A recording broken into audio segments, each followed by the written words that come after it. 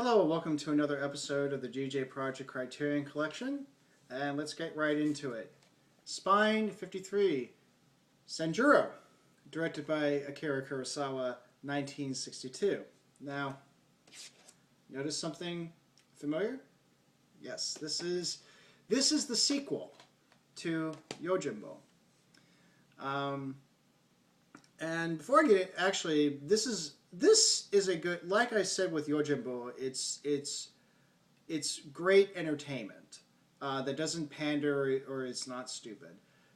I would say that Sanjuro is an example of a sequel done right. What makes a good sequel to me is that it takes the established characters, the established world, and adds something to it. You still have that original,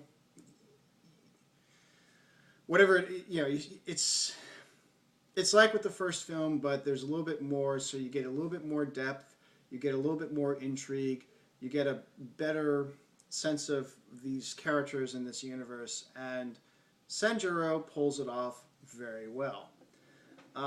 It's the same character, the unnamed Rohin, played by Toshiro Mifune, and actually his name that he chooses is a different name. His name translates to 30-year-old Camilla, Tsubaki Sanjūrō.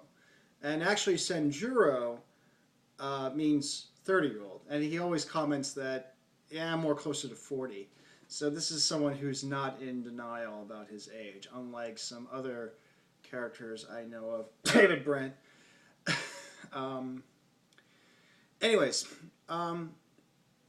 So now this is what makes it a good sequel. What makes it a good sequel is, well, first off, it's the same character. He is in both films. He plays a very he's a Rohin, and he represents an older tradition, but he comes off as anything but traditional. He's a man of very simple pleasures. He's very not crass, but he doesn't have. He's not exactly tactful with his speaking. He's very brunt in his manner of speaking, and it can come off as an insult. But he has this uncanny ability to sort of read through people and to see plots and to see schemes and to kind of see them for what they are and find ways to create his own schemes and get people to do what he wants them to do. The thing that distinguishes this film is that you're in a different situation. A stupid sequel would have done the same story over and over again. But this one, it's a different story. For starters, it was actually sourced from a different story. The story was Shigeru Yamamoto's Peaceful Days. And in fact, it was originally written as a straightforward adaptation of that story. And this was done before Yojimbo was actually made. But then, after Yojimbo was made, and it was considered a big success, Toho Film Studios wanted a sequel. And so what Kurosawa did was rework the script and included this hero this anti-hero that he created, and changed the tone a bit so that it would be comparable to Yojimbo, but it would basically be this story. And I think this is what makes it an example of a very good sequel, a successful sequel, I should say, because unlike with Yojimbo, which looks at a town in 19th century Japan that's plagued by essentially gang warfare and a emerging new economy, Sanjuro, on the other hand, deals with the town that's plagued with another kind of corruption, and that's with feudal Japan. This is involving chamberlains and superintendents, basically those who the old powers. And so, likewise, he's gonna, just as he was trying to get rid of the corruption in this town in Yojimbo, he's going to get rid of this corruption in traditional Japan, more or less. And also, what makes him distinct is that he is whereas in Yojimbo he was very much a man alone with only one other ally, the owner of the restaurant. In Sanjuro, he actually gets involved in this thing because he's staying at this house, and where 9 sort of naive, idealistic young men, they decide to, they knew that this corruption was taking place, and they wanted to do something about it. And unnamed Rohin looks at this and says, "Y'all are stupid. You really don't know what you're doing." And ends up getting involved in this because he knows how to do it better, and he ends up doing it much better. So actually, there's more opportunities for him to talk. Whereas in Yojimbo, he's a man of a few words. The actions are speak a little bit more louder. But yeah, it's just a very enjoyable.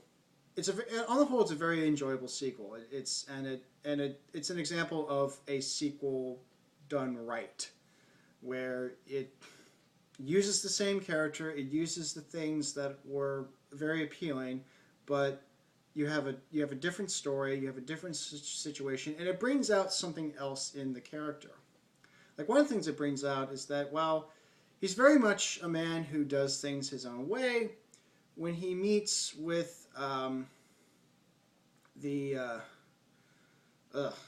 characters' names already. When he's Mutsuta's wife, she's very kind of nice, comes off as naive. His compliment to her is a little bit slow, but she's one that she doesn't like excessive violence, and she tells him something that really sticks in his head, that she describes him as a sword without its sheath.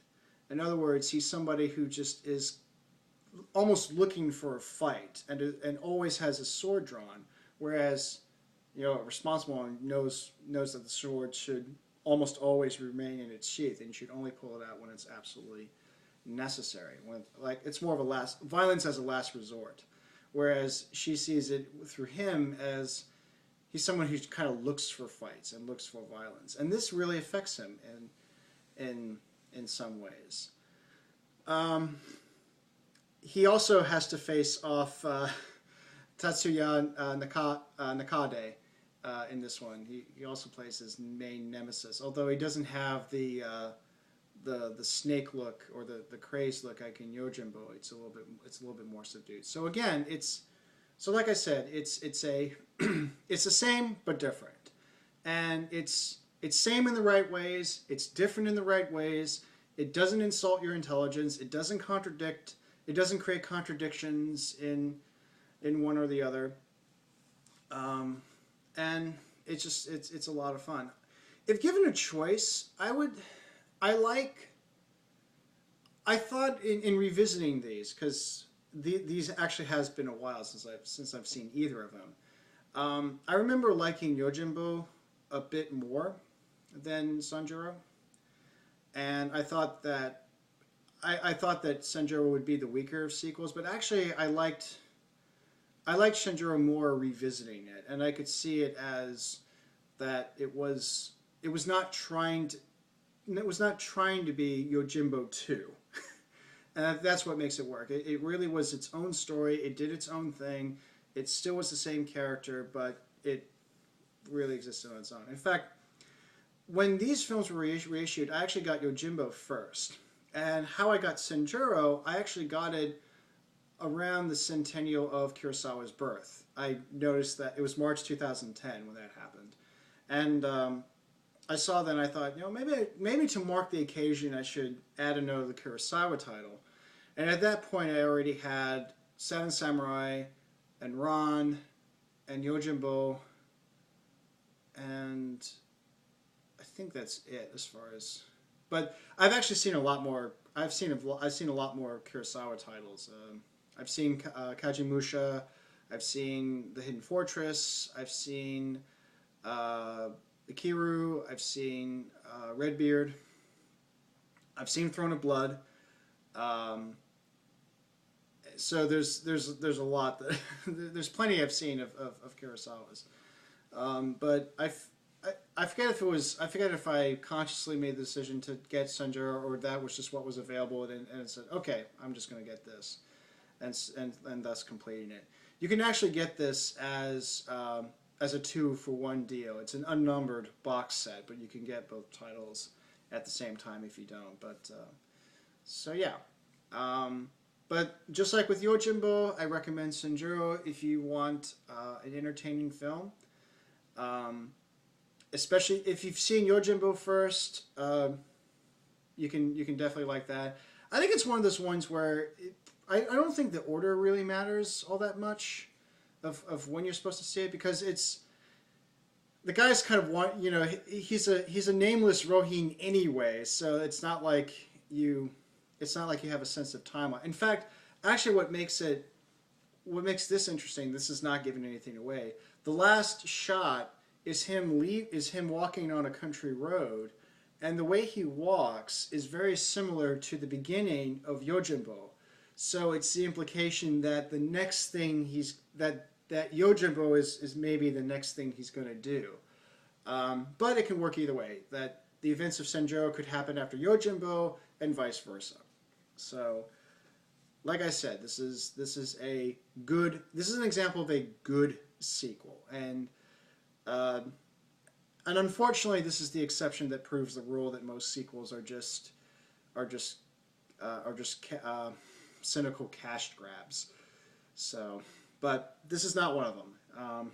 Even though Toho wanted to do a sequel of Yojimbo after its success, Kurosawa found a way to make it a very satisfying sequel, and not just, oh, let's just do the same thing again and just capitalize on the success. So this is commercial filmmaking done right. So and I'll probably get into this when I talk about, especially what I know I'm going to be talking about this when I talk about Ron, but you see a cinematic master at play. For starters, his use of the widescreen. I mean, if you want to see like really good widescreen composition, like if you want to know how to compose a shot for widescreen, you look at Kurosawa. He's brilliant at that, and particularly with the way that he prefers to shoot using telephoto lenses makes it even more impressive. That he's able to have the action but still have it register. Because the thing with shooting telephoto, and by telephoto I mean anything where the focal length is greater than 85 millimeters, what it does, it flattens the view, where this is in contrast to wide angle lenses, which tend to emphasize the space around you. But in telephotos, it actually flattens your perspective, so it looks more like painting. And the trick is to be able to have everyone, especially if you have a lot of action, and there's plenty of action in this, you want to make sure that the action registers, so everybody has to stand at a particular mark so that you can see everything, and so you're not hidden behind faces. And this is one of the ways that makes Kurosawa such a tremendous influence, and why he's influenced a lot of filmmakers, especially George Lucas, Francis Ford Coppola, allegedly Michael Cimino. I've yet to figure out how that happened, but at any rate, so great use of widescreen. Composes for widescreen very well. Is very effective in action. He's not someone who does an action a minute. Anytime you see an action sequence, you know it's going to be spectacular, and you know it's going to be relevant. And so yeah, just it's you know, and I definitely take a very and yeah, I guess I can go on and on about that. So, but yeah, Kurosawa and Sanjuro. And until next time, take care.